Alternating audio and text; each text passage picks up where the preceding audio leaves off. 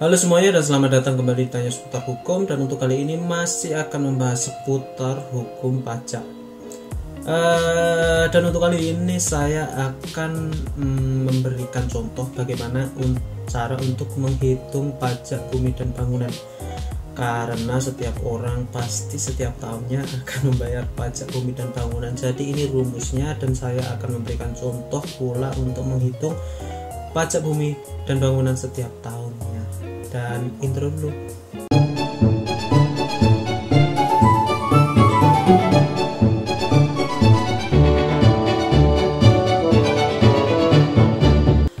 Untuk menghitung pajak bumi bangunan setiap tahun yang dikenakan negara kepada pemilik objek pajak, itu sangat dipengaruhi dengan nilai jual objek pajak pada bumi dan bangunan tersebut, pada tanah dan bangunan tersebut, karena keduanya tidak bisa dipisahkan ya. Untuk pajaknya bumi dan bangunan itu menyatu, jadi tergantung nilai jual objek pajak tersebut. Semakin tinggi nilai jual objek pajak, maka pajaknya juga akan semakin banyak yang dibayarkan kepada negara. Karena kalau menurut hukum pajak, pajak bumi dan bangunan itu termasuk pajak yang dikelola oleh pusat. Oleh karena itu, untuk menentukan jumlah pajak yang harus dibayarkan, maka lihat dulu NJOP pada girik kalian yang setiap tahun dibagikan. Biasanya kalau di desa ya, namanya girik yang dibagikan di kecamatan ya, biasanya dari kecamatan dibagikan berupa girik. Karena di desa itu nilai jual objek pajaknya itu sedikit, maka pajaknya juga sedikit, biasanya cuma 13.000, 15.000, 50.000 ya paling banyak, nggak sampai jutaan karena nilai jual objek pajaknya atau NJOP-nya, kita sebut NJOP-nya itu sedikit. Jadi untuk penentuan berapa pajak yang dibayarkan itu sangat dipengaruhi oleh NJOP sebuah objeknya, entah itu bangunannya atau itu tanahnya. Oleh karena itu saya akan berikan rumus dan contohnya bagaimana cara menghitung objek pajak NJOP serta bagaimana cara menghitung pajak bumi bangunan setiap tahunnya. Untuk menentukan NJOP, karena NJOP sudah ditentukan oleh pemerintah, biasanya di kiri itu langsung ditentukan nilai jual objek pajaknya berapa per meter. Misalnya 200.000 per meter persegi tanahnya ya, nilai jual objek pajaknya. Sedangkan bangunannya dihargai dengan 100.000 per meter persegi. Itu sangat dipengaruhi oleh letak bangunan dan objek pajak tersebut, pemanfaatannya untuk apa, peruntukannya untuk apa, dan kondisi lingkungannya seperti apa. Ketika objek pajak itu semakin di pusat kota, maka pajaknya juga akan semakin mahal, nilai tanah juga akan semakin mahal, dan nilai bangunan juga akan semakin mahal. Sedangkan untuk faktor yang lain, yaitu bahan yang digunakan dalam bangunan, kalau ini untuk menentukan nilai objek pajak, habis itu rekayasa, letak, dan kondisi lingkungan, mirip-mirip ya antara hal yang mempengaruhi nilai jual objek pajak NJOP bangunan dan buminya. Ketika nilai jual objek pajak itu berada di desa, itu biasanya murah. Namun ketika ada di pusat kota dan di yang rame-rame, misalnya ruko-ruko di pinggir jalan atau di tempat-tempat yang strategis, maka NJOP-nya akan semakin mahal. Untuk perhitungannya, rumusnya yaitu NJOP itu dihitung dulu nilai jual objek pajaknya berapa dulu, nilainya ditambahkan antara nilai jual objek pajak bumi ditambahkan dan nilai jual objek pajak bangunan ditambahkan dan dijumlahkan.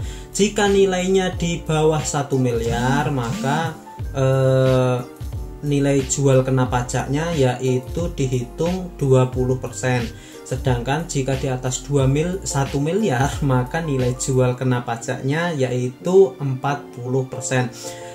Sedangkan untuk pajak bumi bangunannya yaitu sudah ditentukan oleh pemerintah, yaitu 0,5% dari nilai jual kena pajak ya. Agar lebih mudahnya saya kasih contoh agar tidak ribet.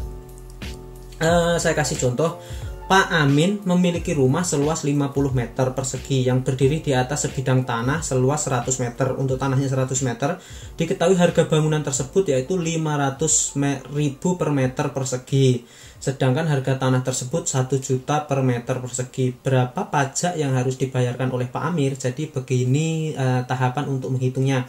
Yang pertama, hitung terlebih dahulu untuk jumlah NJOP-nya antara bangunan dan tanahnya.